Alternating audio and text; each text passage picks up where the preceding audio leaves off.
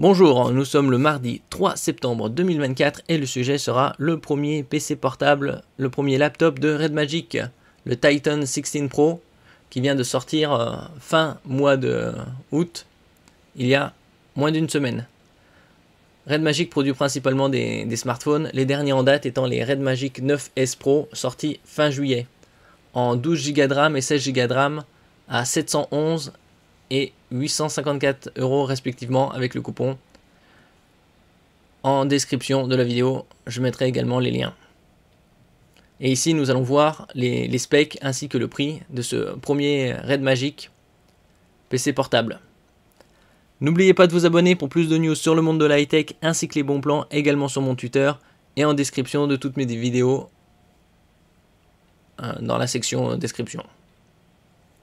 Là, on commence avec le CPU, un i9 14900HX. i9, c'est le très haut de gamme de chez Intel. 14900, c'est 14 pour la 14e génération, c'est la toute dernière. 900HX, c'est le top du top, c'est le CPU le plus performant. Au niveau du GPU, on a une RTX 4060, qui est un peu différente des 4060 sur d'autres PC portables, puisque celle-là, elle a une puissance jusqu'à 140 watts en boost. Tandis que sur la plupart des autres PC portables, c'est aux alentours de 105-110 watts. Au niveau de l'écran, on voit qu'il est un peu plus large que le 16 neuvième, puisque c'est un 16 dixième ici. En QHD, 2560 par 1600, avec un taux de fréquence très élevé, puisque c'est du 240 Hz. Nous avons bien évidemment Windows 11. Ici, le système de refroidissement, de ventilateur, un CPU, un GPU et les caloducs. Au niveau de la batterie, c'est du 80 Wh avec une charge rapide 100 watts. Là, un peu plus en détail, le i9. 24 cœurs, 32 threads, donc 8 cœurs performants plus 16 efficients. Les cœurs performants vont jusqu'à 5,8 GHz en turbo boost. Et au niveau du cache L3, on a 36 mégaoctets. Plus il y a de mémoire en cache L3 et plus le CPU traite d'informations. Au niveau de la puissance, c'est du 140 watts. Ici, on passe au GPU. La 4060 a évidemment 8 Go de GDDR6. Elle prend en charge le DLSS 3.5, le ray tracing bien évidemment, puisque c'est la série des 4000. Et la puissance max en boost va jusqu'à 140 watts. Comme je dis, les autres PC sont aux alentours de 105-110. Au niveau de la mémoire, on a 1 Teraoctet en PCI Express 4.0 x 4. C'est la norme la plus répandue et la plus récente. Ici, on a les performances du PCI, du SSD en PCI 4.0 avec 7000 mégaoctets par seconde. L'interface permet d'aller théoriquement jusqu'à 8 gigaoctets par seconde. Bon, en général, c'est aux alentours en lecture de 7,3 gigaoctets par seconde.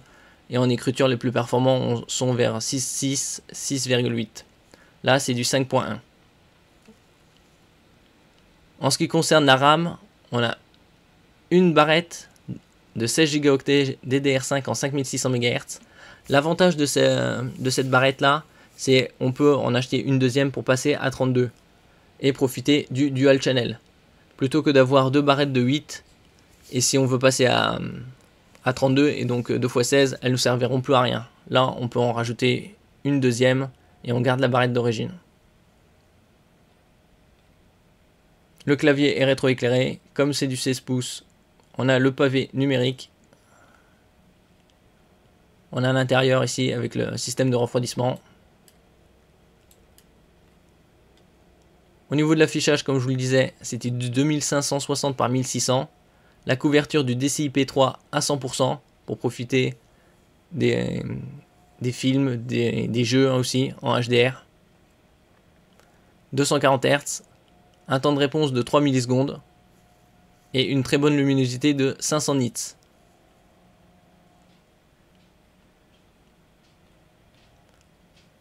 Ici, c'est le système de refroidissement, 4500 tours pour évacuer la chaleur puisque le GPU est très puissant, 140, bien plus puissant que sur les autres PC. Ici, on a la connectique. Alors, sur le côté droit, on a un USB 3.2 Gen 1. Donc, c'est du 5 Gb par seconde.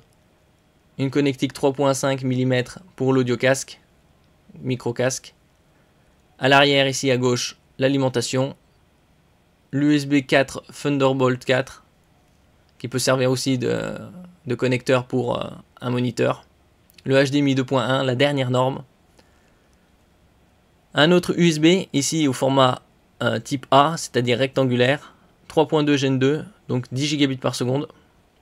Et sur le côté gauche, vous avez un autre USB 3.2 Gen 2 et un lecteur de carte UHS deuxième niveau. C'est-à-dire il peut, au niveau des lectures, aller jusqu'à environ 300 mégaoctets par seconde. Et donc il est très axé gaming, puisqu'il a une 4060 très performante jusqu'à 140 watts. Ici on a également la webcam Full HD et le son DTS-X Ultra.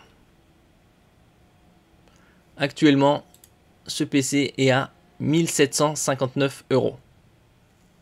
Ici on a différents points de vue.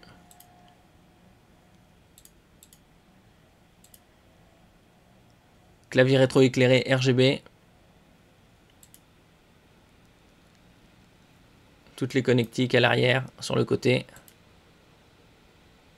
Les aérations pour évacuer la chaleur.